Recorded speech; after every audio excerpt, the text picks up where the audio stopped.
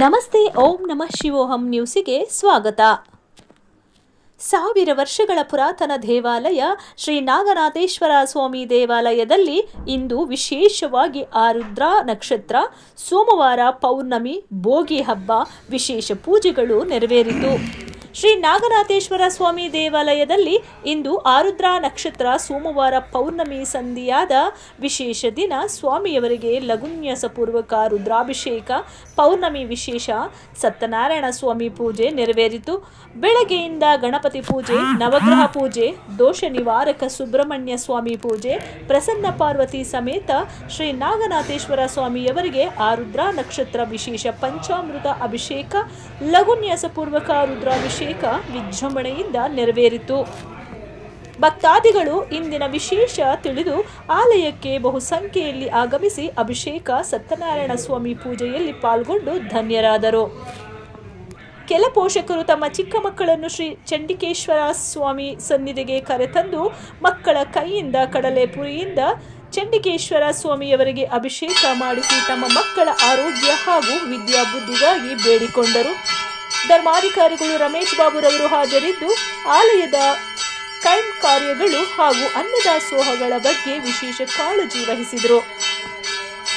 ಧರ್ಮಾಧಿಕಾರಿಗಳು ಬೃಹತ್ ನಂದಿಯ ನಿರ್ಮಾಣಕ್ಕೆ ಜಾತಿಯ ಕಲ್ಲು ಗುಂಡನ್ನು ತರಿಸಿ ಆಲಯ ಪ್ರಾಂಗಣದಲ್ಲಿ ಇಟ್ಟಿರುವುದಾಗಿ ಭಕ್ತಾದಿಗಳು ಸಹಕರಿಸಿ ನಂದಿಯ ನಿರ್ಮಾಣದಲ್ಲಿ ಕೈಜೋಡಿಸಲು ವಿನಂತಿಸಿದರು.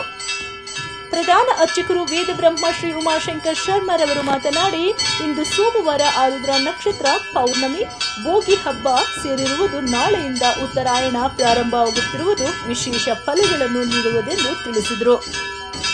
ಧರ್ಮಾಧಿಕಾರಿಗಳಾದ ರಮೇಶ್ ಬಾಬುರವರು ಮಗಳು ಶ್ರುತಿ ಪ್ರೇಮ್ ರವರು ಹಾಜರಿದ್ದು ಭಕ್ತಾದಿಗಳ ಸೌಕರ್ಯಗಳನ್ನು ವೀಕ್ಷಿಸಿದರು. ಶ್ರೀನಿವಾಸಪುರ ದಿನೇಶ್ ಶಾಸ್ತ್ರಿ, ಶಿಂಗನಹಳ್ಳಿ ರಾಘವೇಂದ್ರ ಶರ್ಮಾ ಹಾಜರಿದ್ದು ಪೂಜಾ ಕೈಮ್ ಕಾರ್ಯಗಳಲ್ಲಿ ಸಹಕರಿಸಿದರು.